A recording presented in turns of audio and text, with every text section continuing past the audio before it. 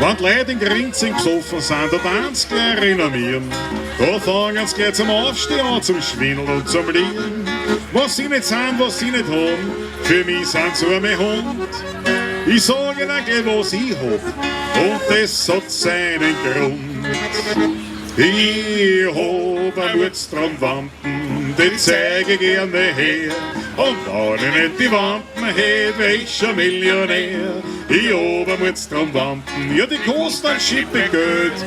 Und wenn ich nicht die Wampen hätt, hätt ich auf der Welt eine Villa am Meer, ein Rolls-Royce mit Chauffeur, 2 Diener und eine Kammerfrau, die ganze Woche blau. Ein Jagd drast im Wald, ein Weiberl, das war gefällt, aber nicht einmal noch für mehr, gib ich meine Wampen her.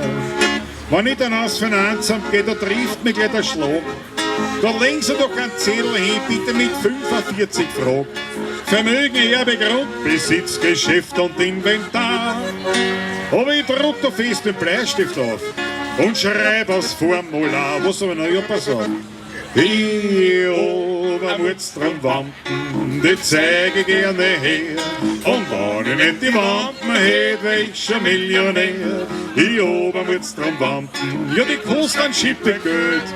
Und wenn ich nicht die Wampen hätt, hätt ich auf der Welt eine Villa am Meer, ein Rolls-Royce mit Chauffeur, 2 Diener und eine Kammerfrau, die ganze Woche blau.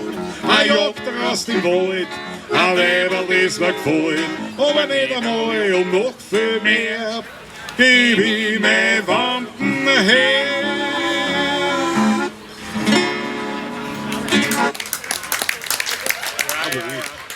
Danke schön.